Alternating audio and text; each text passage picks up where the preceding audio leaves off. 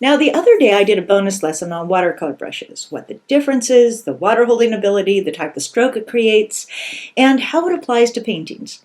So we're going to start first by looking at a few examples and how the stroke matters in those particular paintings. Then we'll break it down into the water holding ability, the type of hair they have, and how it relates to paintings.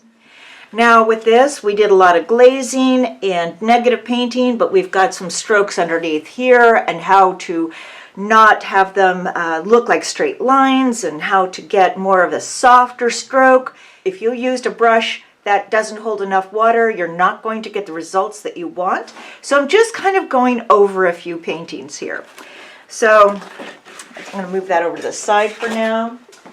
I also have some little pieces of paper like this that I can do a little demonstration on.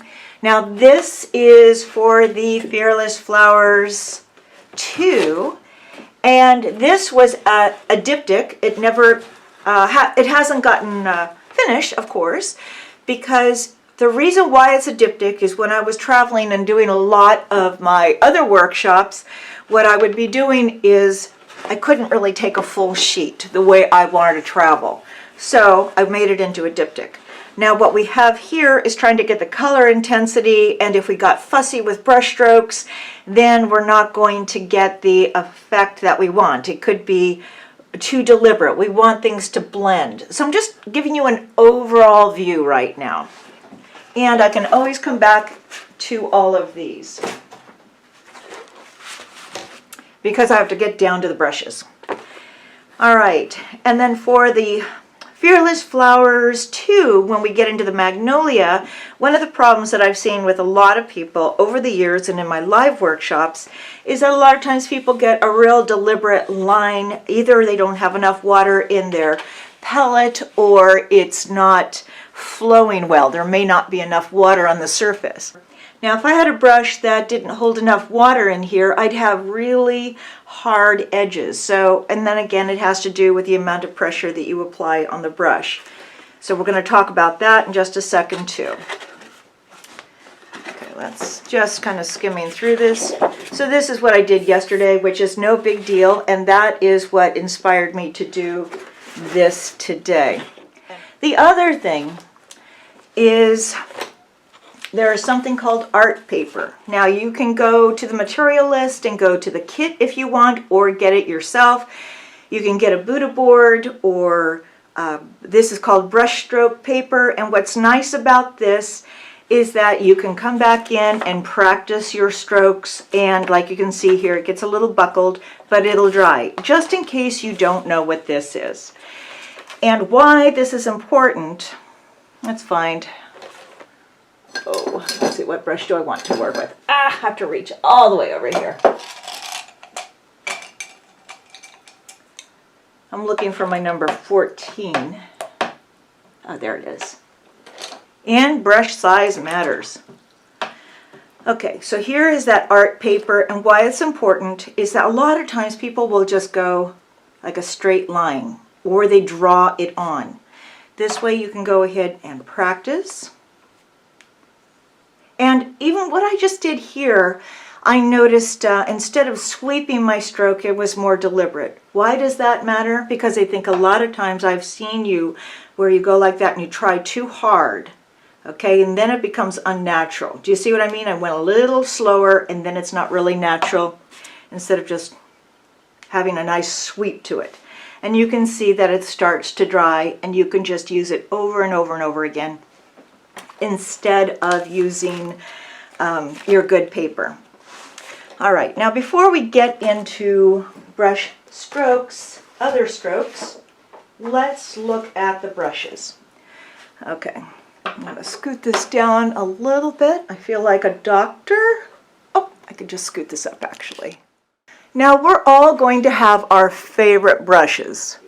Now I do this in all of my live courses, but when it comes to our, the live traveling workshops, but when it comes to the workshops, what I figure usually is that I don't go over it in every single course, because I'm assuming, especially if you've gone into a master class, that you are building upon what you've already learned.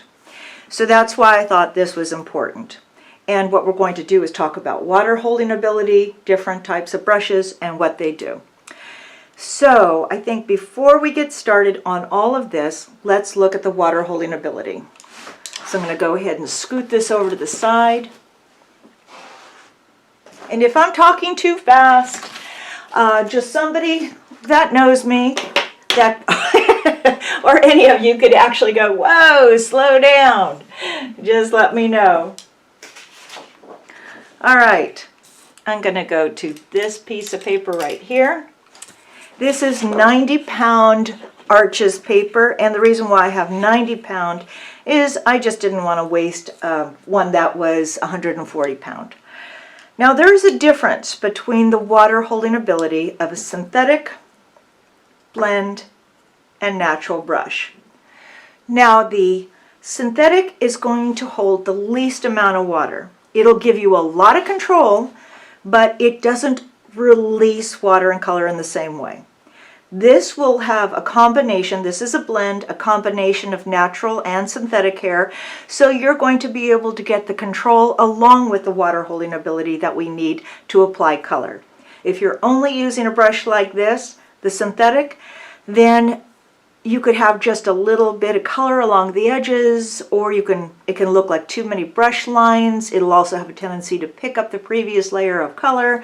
So it can be a little challenging if you're only working with synthetic brushes. Synthetic brushes are the cheapest, and nowadays they're making better synthetic brushes, so we do have a better variety. And then a natural brush here has the most water holding ability, but if you're only painting with, depending on the style of painting you want to do, that if you're only working with a natural brush, let's say you wanted to do a nice petal or a flower, if you're only using, let me grab something here. If you're only using a natural brush for something like this or any kind of flower, what can happen is you may not be aware of the amount of water that it's holding, and you're continuing to put water and color back into that space, which can just add too much water into it, and then you get those thick, hard edges around the edge because it's picking up the water and color and moving it out to the edge of that water space. And so the brush I would use to apply color would be my blend brush. So now I'm going to go ahead and show you the difference. Scoot these over to the side. And we all, like I said, get very loyal to the type of brushes that we use. Like some people love silver brushes, and I'm going to talk all about this. I just happen to have this in my palette. Now this, did somebody have a question? Yeah? There's a question about how to tell what hairs are on the brush handle. Right. How to tell the difference? Is that right, Beth? I think they want to know about, is there a way to tell what the hairs are on the brush handle, meaning is there a label or... Oh, they don't? You know what? I'll show you something right here. They don't tell you. And what happens is, let's try to get it back over here. Now let me show you the difference between these two. They are both the same size brush. They are completely different. This is an 8 and this is an 8. This is a squirrel quill. This is a blend brush. So that's why we're talking about it today, so you have a better idea. I can go back into this in just a second, but I want to give you an idea here. We're going to talk about the difference and how you can tell. Oops. I'm sorry, Brigitte, it's Beth again. Hi. There's also something about focus of your camera and adjusting. Right. I'm not sure if it's because you're moving or... Right, so here's the problem that we have with the internet, is that the webcam, this is a webcam that you're seeing because it's live. So it's not, and I don't have super fast internet. I'm also recording this on a better camera, which I don't know exactly where I'm going to place that. I might put it in a toolkit, or I might put it inside the courses. But or I might add it to the membership. I'm not sure. But you're going to still be able to have a pretty good idea of what this is. And for some reason, I don't know why the webcam will focus in and out.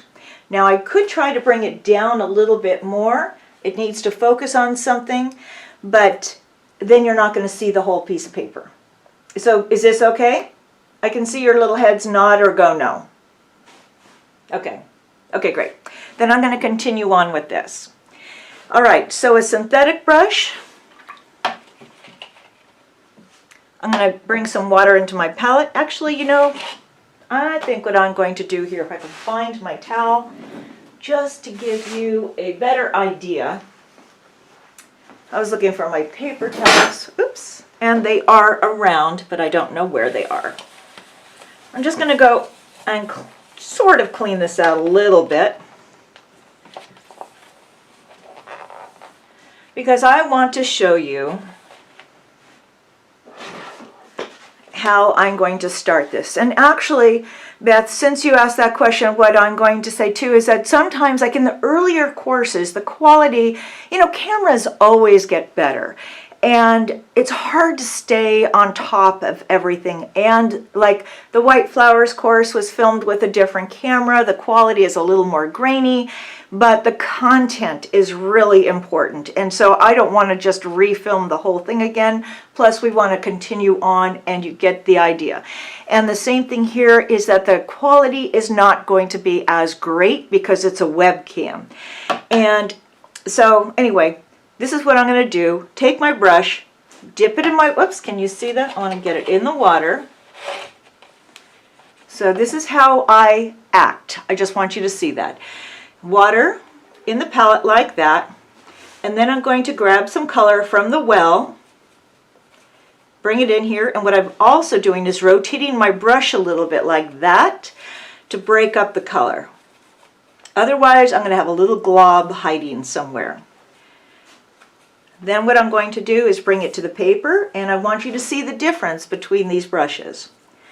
Okay, so I'm going to start up here, and I'm going to go down. So what is the difference? What is happening here? It starts to run out of water and color. It doesn't release a lot of water. It's got a great point to it. If I want to get into a detail area, a synthetic brush works well. And you would probably be using a smaller brush, but this is why, like when I work on those large florals, I don't necessarily use this because it's not going to release the water that I need, and by it not releasing that amount of water, I won't have the time to work on an area. It will dry too quickly. That's the point. Okay, now using the same, I'll put this over here. Then I'll use a blend brush, make a nice puddle. And that's another thing. People always wonder how much, let's see, I'm thinking if I should remove this over a little bit. People are always wondering how big of a puddle to make. So we may address that in another meeting or something. But this is basically the size puddle that I always make. Maybe a little larger, not much. Okay, I'm going to go like this. And I don't think you can actually see the surface. I'm going to show you in just a second. But you can see that it holds more water, and then it starts to run out down here. Now if we look at this, you can see, if you can see that, it has a nice shine to it. This one didn't. It was more like this, a little duller. Let's see if you can, I'm trying to get that shine. The camera goes a little crazy when I do that. Just want you to see the shine. Holds more water. Oops. And then the blend brush. Now, the natural brush. The natural brush has this natural brush has a combination of some Kolinsky, some squirrel, ox hair to give it the spring, and Russian Fitch. So it has a combination of different natural brushes. Now for years I would not use a pure Kolinsky, and that would be, let me find it, I just had it right here. The reason why I wouldn't normally use a Kolinsky was because it would be so soft and floppy, and I'll come back to this in just a second. So this has a combination of natural hair. And I'm loading my brush, and then I'll go ahead and start applying my water and color. You can see it holds more water and color because I can go further without it running out of water and color. Oh my gosh, I can keep on going. Okay, now I can run out. So it goes twice as far. So how can you tell the difference when you go to a store? Let's clean these. When you have a synthetic brush, usually they'll probably have sizing on it, so it's going to be a little challenging to turn it over to the side. But if you turn it to the side like this, and if it's extremely consistent or it looks artificial, then that's synthetic. A blend brush will have a combination of some of those hairs along with natural hair, so there will be inconsistency in the tip. And if you go like that, you'll also notice it won't be as shiny as a synthetic. That's going to be super shiny. And then a blend or a natural brush is going to be duller and have a combination of different colors. It's not usually the same. But let's look at this one. This is a pure Kolinsky. It's very similar, but it has a dull shine to it. Okay, and also if we look at this, do you see how it flops over like that? That would be a natural brush. It doesn't really have, it has a spring to it, but it's softer, so it has a bend. Now this is a natural brush too. You can see that these both have quite a bit of a bend to them. This is a blend brush. So it has some natural hair. It still has a bend to it, but it'll spring back. I'm going to try something here. Okay, so if we go like that, it'll spring back. This one here is a synthetic brush. Do you see what I'm doing here? Is that I can't even get it to stay bent over. All right, so that would be the difference between a blend synthetic and a natural. Does anybody have any questions on this so far? You can go ahead and put that in the chat. I'll take a peek. Yes, there's a couple of questions for Get. Thank you. Is there a way, will you be discussing how to get your brushes? And is there a company that sells natural hair that is either certified humane or uses more humane practices? You know, I need to check on that because when I do on my website, BearkitO'Connor.com, at the end I'll try to bring that up for you. I do have a shop where I sell brushes, and right now I have free shipping. It's just because I haven't added the shipping into it. But last time I spoke to my distributor, the information I got back that it was a humane practice. I wanted to know more in detail what that meant, but I have not gotten that information back. So I want to think that they just shave them. I don't know why they don't just kind of do something nice to them, because it just seems like they're going to grow hair back, you know? So, all right, so that's the difference here. Here's a difference in the brush size, like I said. This is a number 8, and this is a number 8. I don't think I need to show you the stroke. I think it's pretty obvious what the difference is. Now, here's one thing that happens is, now, let's see. A lot of people think, oh, well, she just uses giant-sized brushes, meaning me. Now, I use a number 8, 14, 20, and 30. And it doesn't matter what size painting that I'm working on, I will use the same brushes.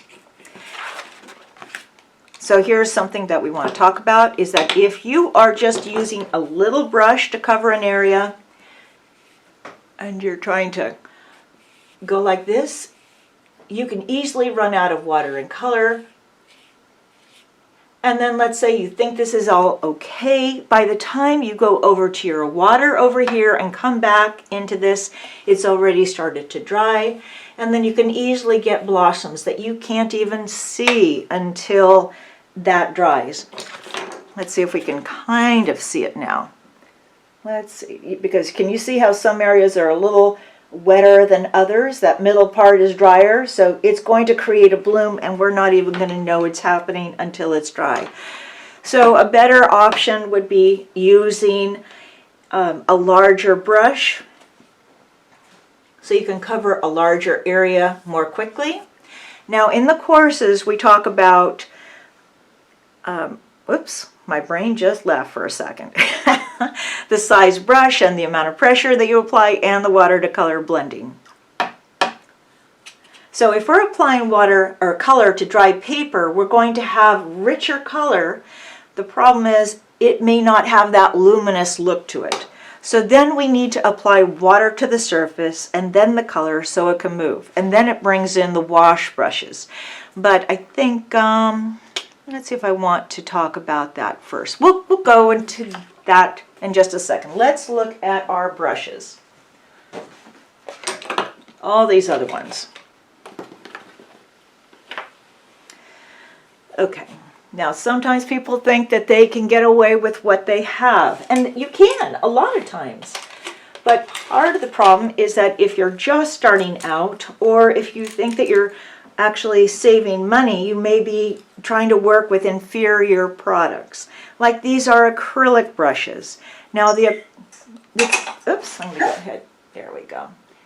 So let me just go ahead and mute there. So if you have a brush that doesn't hold the amount of water, like let's see if you can see that.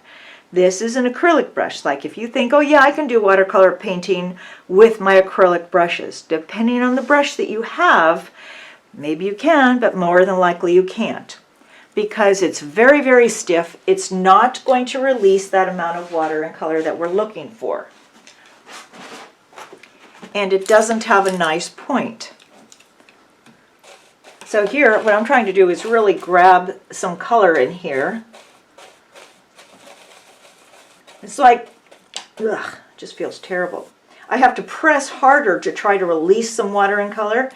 And then you're kind of drawing. I mean, it's a different look. It can work maybe for a style that you want, but depending on the results that you are looking for, and especially for most of my projects, this is not going to work.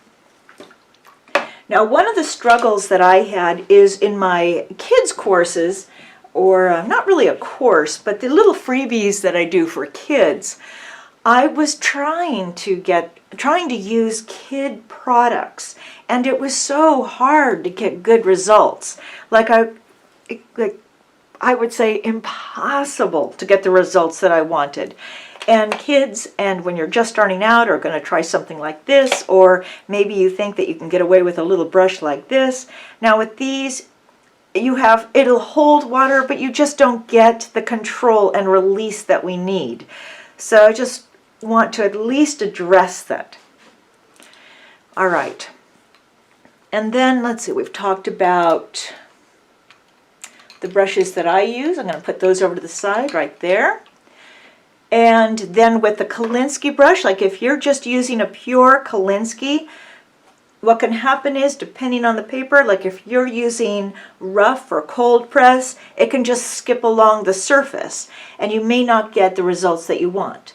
But then when it comes to like when I do my florals, it would be hard for me to use this. But when it comes to a landscape, I'm able to get, let's see if I can grab something, a landscape or a portrait. I'm able to get a better result. I'm able to get that looser look right in here. And I think that a lot of you have seen my portraits also. And this can work. But I have to be really careful with the amount of water that it releases. So I would use this more for my looser painting style or landscapes. Okay, I'm going to address that in just a second. And then let's talk about these as wash brushes and mops. Okay, I'm going to put those over to the side for 1 second. Let's talk about brushes to soften an edge. Now, where is my number 30? There it is. All right, I like to use my number 30. I'll get this towel out of the way so it's not as messy. And like we have mops like this that are inexpensive, or you may try to paint with this. You don't have a lot of control with that. This is just a smaller version of a regular mop. Now, if you look at the difference between these two, that one doesn't have a point. It's going to hold lots of water. It really depends on the type of painting style you want to do. If you want something really loose and wet, then you could use that. But if you want something with more control, I would go for this. Why? What's the difference? If I want to get water on the surface, that'll work. But if I'm trying to control a stroke and soften an edge, that's going to hold too much water. So let's go ahead and put, let's see, I think I'll grab my number 20.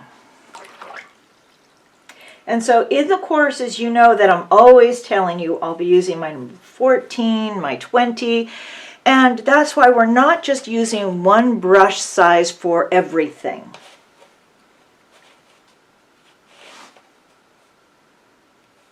Okay, so I'm loading this up. You can see how I continue to break up the color, add water into it. What I'm looking for is a nice consistency in here because I want the color to flow, and if I don't have enough color in it, let's go ahead and do that. Or enough water in there. Okay, that's pretty dry. It doesn't have a lot of water. It's not going to move very well. And so as I lay this down, it's not going to have a lot of water in there, and if I try to soften that edge, it can still work. No, it worked just fine. But the problem is it may dry faster than I'm working. That's one thing we have to be careful about. Okay. Because a lot of times people will take, their time, and when you take your time, it can dry faster than you're working. So let's look at this for a second. Okay, we're trying to soften an edge. And that was with the number 30. And if I come in, apply a stroke of color here, and come in with a mop brush,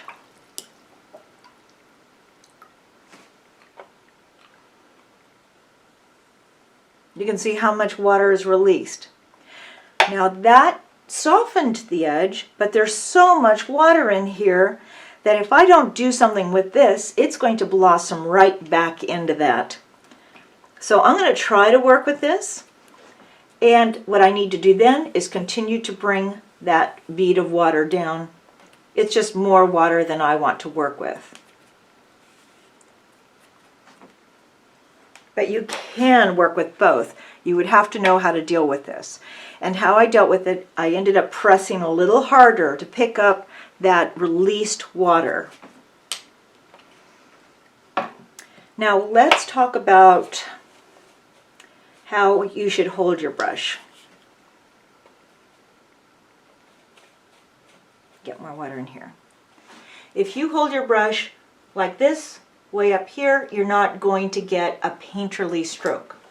Also, if you have, let's see, if we're just touching the tip like that, you're going to release more water and color. And if you change your angle like that, you'll release more water and color there. If you press really hard, you're covering a larger area, but you may release all that water and color at one time.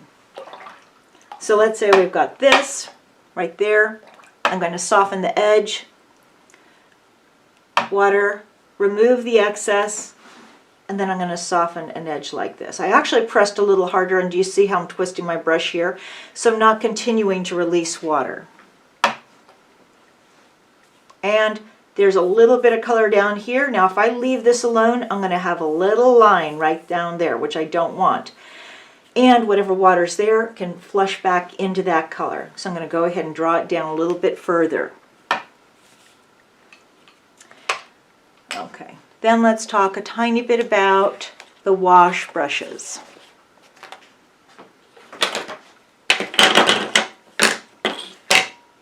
Get all these things in here. And I don't know if you really need me to go over this one here.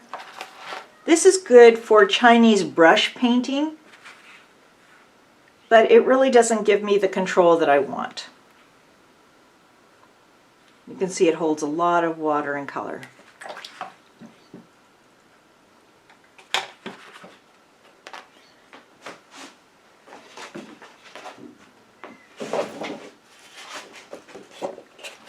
I'm going to scoot this to the side and go to this. Now the wash brush that I like to use is for my huge florals would be the bamboo hake brush. Now these are better made hake brushes right here. Let's organize it somehow. But the reason why I don't use these is usually because, now these are made better because you can see that it's sewn.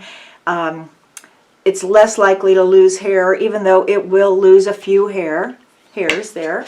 And the same thing here. This is glued and made better. But if you look at this, the hair is shorter and it doesn't have the same length. It doesn't have as many hairs as I want. So I would use this one if I really want a great big puddle of water. This is also a goat hair brush. It holds quite a bit of water. It's okay. It's similar to the hake brush. And I still don't use it very often just because it doesn't hold the amount of water that I want. But for the florals, I use the hake brush. When I do my landscapes, I'm using, oops, let's get that a little bit clearer there. For the landscapes, I'll use a wash mottler. And the reason for this is I don't necessarily need as much water unless I'm working on a half sheet or a full sheet painting. So let's talk about what is the difference here. Now the wash mottler, or some of the wash brushes, I would say a synthetic wash brush, is going to lay down more of an even layer of water. Let's see if you can see that shine in there. I'm trying to get that there. You sort of see that right there. Okay, and then let's say I try to get some color in there to move it around. I'm also going to have a little more water on my brush. Now this is an exercise that we do in some of the courses. Okay, so I'm trying to get it to move. I can get it to move. I could try to come back in and work with this, or I could intentionally try to lay down more water. I just have to work a little harder with that. And let's say I want to even that out. I could go right over it. But like I said, it lays down more of an even layer of water. For the florals, I like a bamboo hake brush because it lays down more of a puddle of water. So it really depends on the results that I want.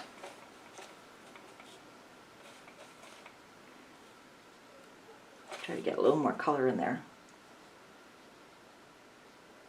And you can see that it's traveling. And you can see how much, how it's so shiny on the surface. Now we go over this in some of those courses. And then we work with that amount of water. This one, if I try, okay, if we look at both of these here, and if I was trying to, let's say I was trying to do a giant floral with this.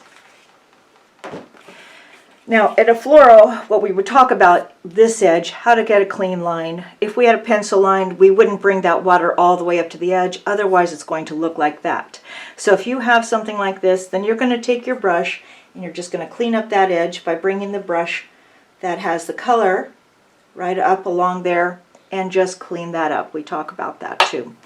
All right, so if we look at, I'm going to let that extra water go off the side. Now if we look at this, you can see the shine. It's really shiny on the bottom one. not so much on the top one. And then if you try to come in and work on a petal or an area or a sky, and you want to get more water and color in there, and you go here, you might think, oh, this looks good, or let's say it's a cloud. We'll make something like that. Even though it doesn't look like a cloud, it's the technique. What'll happen is it could easily create a blossom. Here we have enough water on the surface that if we go like that, we have time to play with it and even out the surface. And that would be a whole nother thing talking about the amount of water. All right, let's clean this up. So hopefully that gave you a little bit of a better idea on the amount of water those brushes hold. Like that. Now if I used this brush, which is a quill, compared to my natural brush, this brush is going to hold too much water, just like the mop, and I could easily get a blossom. So I need something that I have more control over the amount of water. And then let's talk a little, because now when we start getting into the finer details, let's talk about these little brushes here. I've got a liner, a small squirrel quill, a flat, and a sword brush. So if I want a more angular painting, I'm going to go for, I like this brush compared to a flat brush, a 1-inch flat. Even though it says 20, it's basically a 1-inch flat, something like that. And why I like this smaller one is because it fits nicely in my hand. I get more of a, it's like a real extension of my hand. Both of these are all fine too if you want to work with a flat brush, depending on what you're trying to do. A lot of us already have flat brushes. Now this one is a synthetic, so it's not going to release the amount of water. This is a blend brush, so it's a good brush to paint with. This is a natural brush, so it's going to hold more water. So I have a waterfall exercise in our Waves and, I think a Waves and Waters course, one of those. And we're using the flat brush like this. And I'm able to get, let's go ahead and look at those strokes.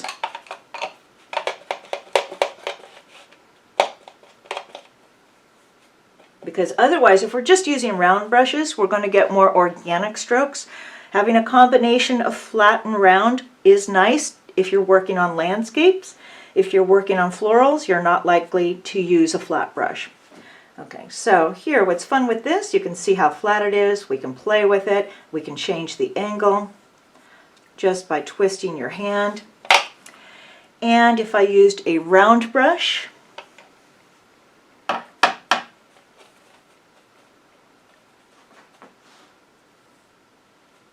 I have to change the way I hold it.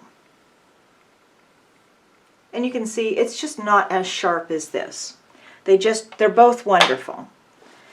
When it comes to a sword brush, it has a very long tip to it, and it has an angle, so that can be a lot of fun to work with if you want to create cracks and crevices or grass or things like that. And you can create a very thin line, or you can change it and press.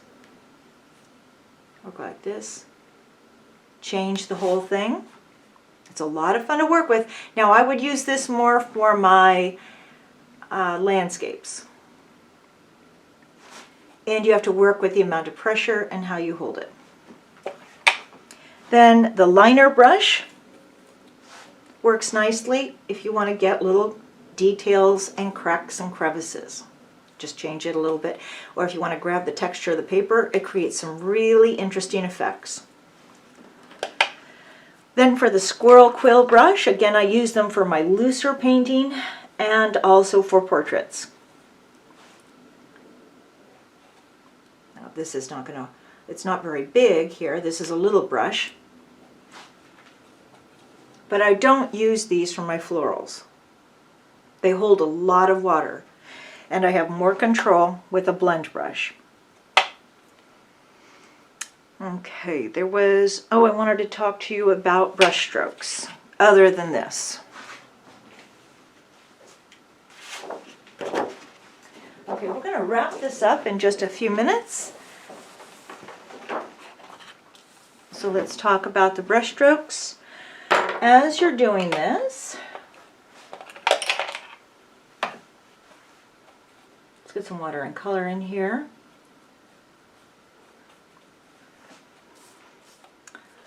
Let's see. Okay, we talked about softening that edge. And, oh, here's one thing I want to talk about.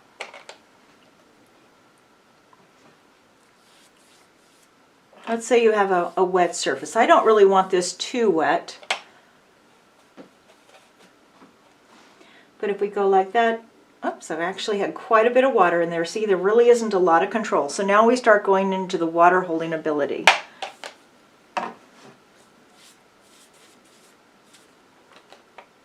So I have a lot of water here. I'm going to take some of that water out, bring it over to the side.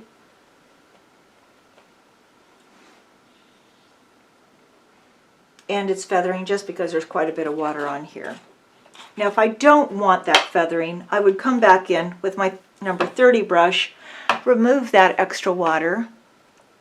I don't need to squeeze it out, just remove some of it, and I might go along the edge to soften it. Or if I don't like that at all, I can go ahead and go over that.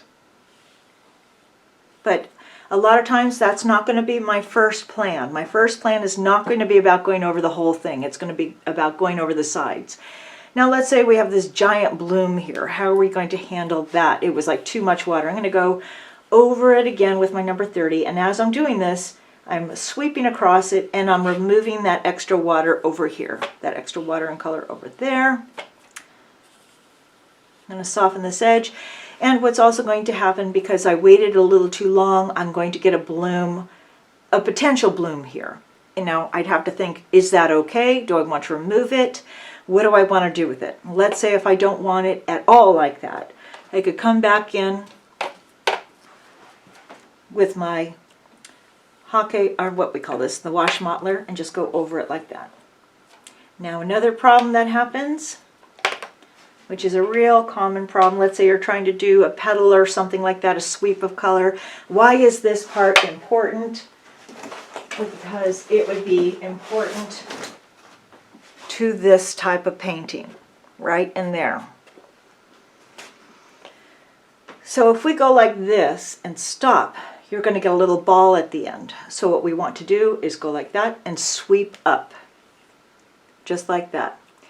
And here, this is a little dry, so I need to soften that edge. Okay, I'm actually pressing a little harder so I don't release any water. I'm going along the edge, pressing a little harder. And then for that little ball at the end, we're just going to soften that. Now, one problem that happens in some paintings, a lot of times people will have lines that look too similar in size. So how are we going to handle that?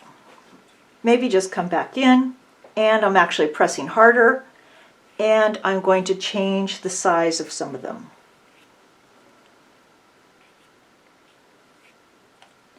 So it has to do with the amount of pressure you're applying to the brush. Okay, now are there any questions so far? Am I missing anything? All right, now one thing I'm going to talk about is when it comes to the I'm going to go into some paintings here. Like for our rock painting here. Let's say I want to get a little more shape into this. This one I had masking on it and it ended up drying, so it's not perfect, but I'm going to go ahead, change that red. Let's lift some of that out. I'm going to create a blue-gray combination. It's still red. I'm not going to worry about it too much. I'm going to get a little bit of French ultramarine blue, a little bit of burnt sienna, just work with whatever I have in the palette here. I need to add more color in here. I'm adding a little indigo, which isn't necessarily what I wanted, but that's going to be fine. And I'm thinking, do I want a ton of water in here? Or do I want to use my wash modeler? That's going to lay down more of an even layer. This will give me a puddle. If I have clean water in here, I can actually just apply a small strip. And if it was really clean, it could be a small strip because the water is going to be invisible once it dries. Let's go ahead and use this anyway. So I'm going to wet the surface.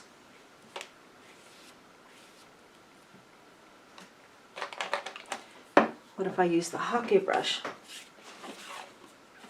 Hopefully you can see where I put the hake brush, it's really shiny, and where I used a wash modeler, it's matte.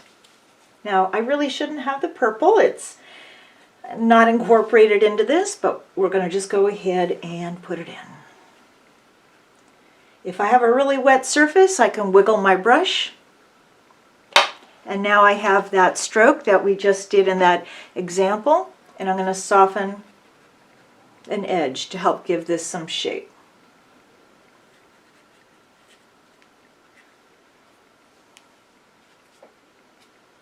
Then I don't necessarily want it to stay like a line, so I might use whatever water's on the surface and help move that color. Let's just finish this one up. And I will continue to work with this in that fashion.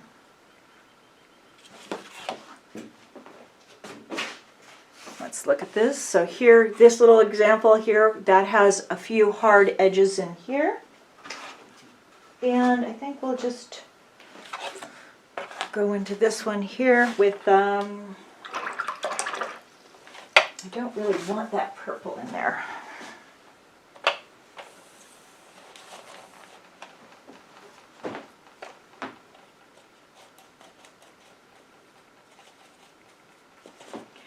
I'm taking that little bit of French ultramarine blue that I have in there and a little bit of that burnt sienna.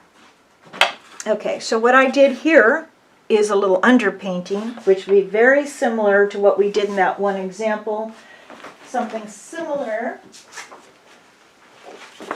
to this, just those soft little colors in there. And then if I want to bring out a little more definition, I'm going to use a lighter value. This is too dark. I'll put it over the side. And then I'm going to play with my stroke. I don't want to get too focused in on it. I just want it to be looser. Hopefully you can see what I'm doing. I don't want to work too large of an area at one time, and I don't want it to be all the same size.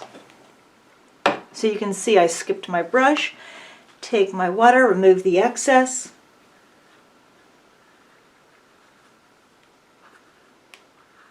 And I'm going to soften a few of these edges. I don't want to soften the whole thing. Why I wouldn't want to soften the whole thing is that the reason is I know the eye is going to focus on the hard line. So I want a combination of hard and soft. If I have too many hard lines, it's going to be distracting. Too many soft lines, there's not going to be definition.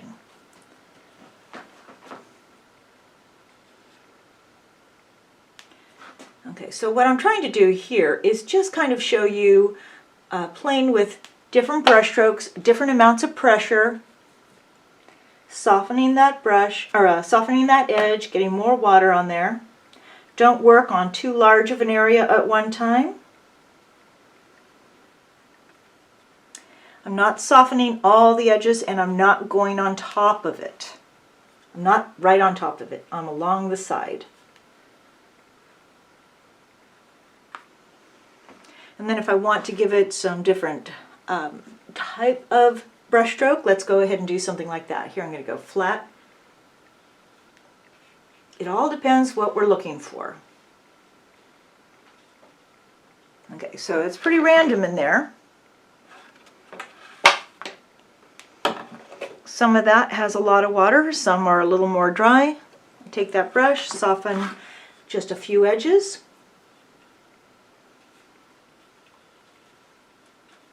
Okay, and then I think one last thing. I'm going to talk about picking up loose hairs. You can see how that breaks it up a little bit. Forget. Yep. There was a couple of questions. Thank you. Yeah?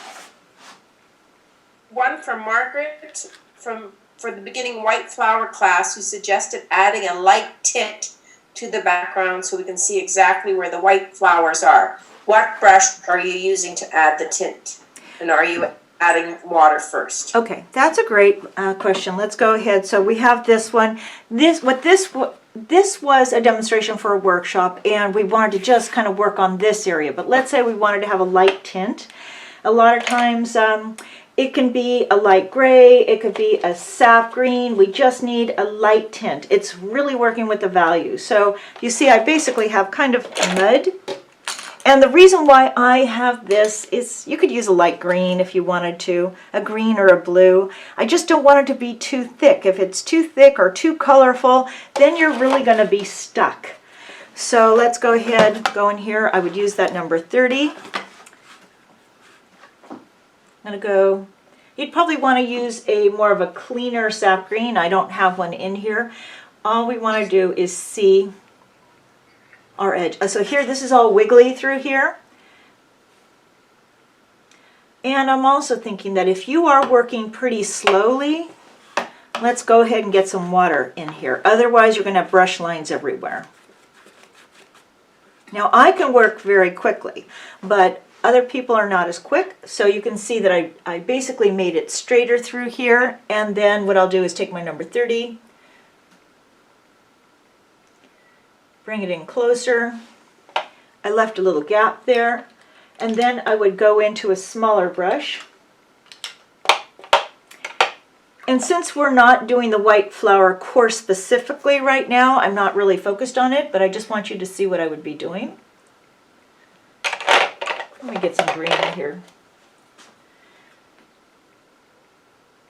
So you can hopefully see how I'm holding that brush, and then I'll bring it in to some of those little edges. Okay, and that tint right there should be enough for you to see your flower. I'll go ahead and add a little color in here. Then we're going to use that water. Now this isn't going to be very pretty, but that's not the goal of what we were trying to do here, is so you could see where the white flower is going to be. That's if you need to do it. And I don't want you to go very dark. Otherwise, like I said, it's going to limit what you can do. So let's see. And one more question, Brigitte. Mm-hmm. How long do your brushes last? And that's from Donna. I have original brushes that I've had for 30 years. So I know some people get really consumed with wanting to just have a really fine tip. So if that's something that's important to you, you can do that, but I actually like some of my rounded brushes. If you have brushes that are really pointy, they can flick paint all over the place. So they last a very long time. Now thank you for saying that too, because what happens is we all know this, but you have to really be aware of this, is that if you leave it tipped down in your rinse bucket over there, what's going to happen, it's going to loosen the glue in the ferrule, and then you're going to lose hairs.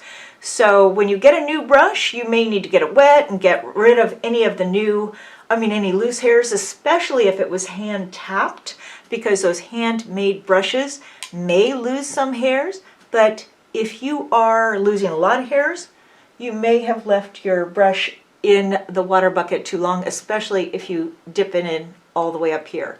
And if you leave it in there, it's going to bend the tip. And so we have some basic care of brushes. And I don't wash my brushes. I don't use soap. I mean, if I really absolutely have to, I might use a little Dove or something like that. I just rinse it in water and that's it. And I'm going to go ahead and work on this for just a second to give you that dark feeling here.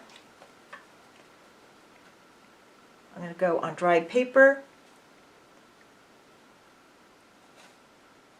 because I know some people get really concerned of needing to. The problem by really washing your brushes is that if you don't get all that soap out, it can leave that wetting agent in there, and then when you start painting, it can go onto the paper, absorbing into the paper because it has a wetting agent, and you will not get the same results.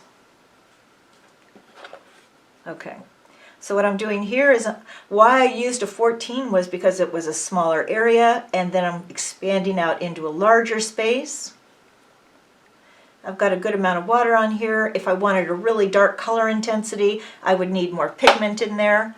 And then I'm going to take my number 30, remove that extra water, and then not really wring it out, but I want to pull this color. So now what I'm going to do is get a little puddle right in here, touch that edge, and let it move.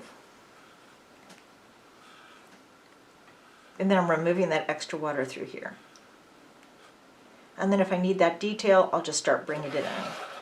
But hopefully that gives you some idea. Okay, so let's go ahead and make a mess.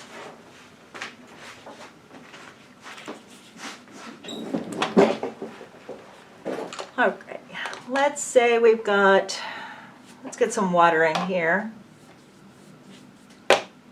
And we'll take our beloved hake brush. I'm going to grab some color, whatever I have here.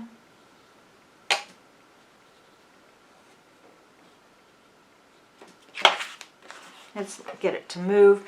Now some people will leave hair in there, and it can work, but it can also act like a little resist, so I try to get them out. You don't want to go like this because that's going to scar the paper, and that water is going to fill in those areas. So what we're going to use is a synthetic wash brush, or not a wash brush, sorry. A synthetic, I'm looking for one. Let's find it. A synthetic number 3 brush works well. I don't want a Kolinsky. I'm looking for, what do I have here? I don't want a Kolinsky. I don't want a natural brush. I just want a synthetic brush. A natural or blend brush has, well, let's get this a little darker so you can see. I mean lighter, sorry. Okay. It'll release too much water, creating blooms. That's why I'm looking for the synthetic brush. I got it wet. I'm going to fan it out just like that, if you can see a little bit. And then it's just basically a flick in the wrist. I know you can hardly see that. If you can, probably can't see that.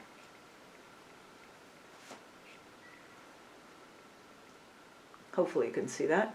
If that, it's there. Okay, so now we don't have anything in here.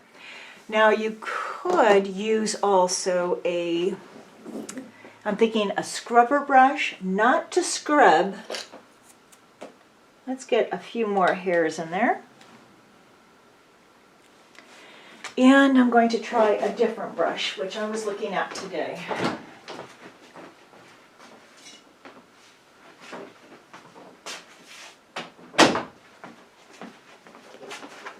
Okay, I've never used this brush, but I'm going to try this, a fan brush. Let's see how that works.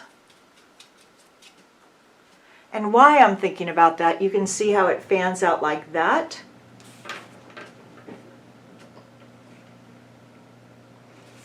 I don't like it this way. It can work, I guess. That's too much work for me. I'm going to try a scrubber. Let's try this. What's going to be important is remove that extra water. I don't like this either. I prefer using the synthetic number 3. This one's going to hold too much water. That's a blend brush. That's a synthetic. Remember, you're going to get it wet, remove the extra water, and fan it out. And then you have to play with your wrist there. It really is just a flick of the wrist. And by fanning it out, it ends up creating little hairs that you can pick up. Hopefully you got to see it. There's one more left in there, but you get the idea. Okay, any other questions? What is the name of my blend brushes? I have them on my website. And there you will see all the brushes. Oh, I mentioned the silver brushes. Okay, thanks, Sylvia. So the silver brushes are very soft, and let's go ahead and take a look at this. Some people absolutely love them, but I think for me, for my style, I think it'd be great for the landscapes, but I don't think it's going to work as well for my floral paintings. So let's go ahead and take a look at the silver brushes. So here's one here. It's just very soft. What I'm looking for too is I'm feeling the spring in the tip. See, it's very soft, which can work very nicely. It reminds me more of a mop brush. It works very, very nicely. But if I want to, let's say, remove my extra water and try to lift a little color out, I can still do it. I think this can work well. It's just not necessarily, I'm really trying to process, what am I looking for in here? Is that I've got the water in here, removing that extra water. I think it can work. It just feels a little too soft to me. I think once we start painting and we use the tools that we have, we get very familiar with them, and we end up using whatever we have. Okay, everybody, I'm going to let you go. Enjoy your painting, and I will catch up with you soon. And I always really enjoy seeing you. Thank you so much for joining me. Okay, bye, everyone. I hope that you found this helpful and that you have a better understanding about some of the watercolor brushes and what they do and the amount of water that they hold. Now, ultimately, you're going to find the best brush that works for you. So, until next time, have fun and happy painting.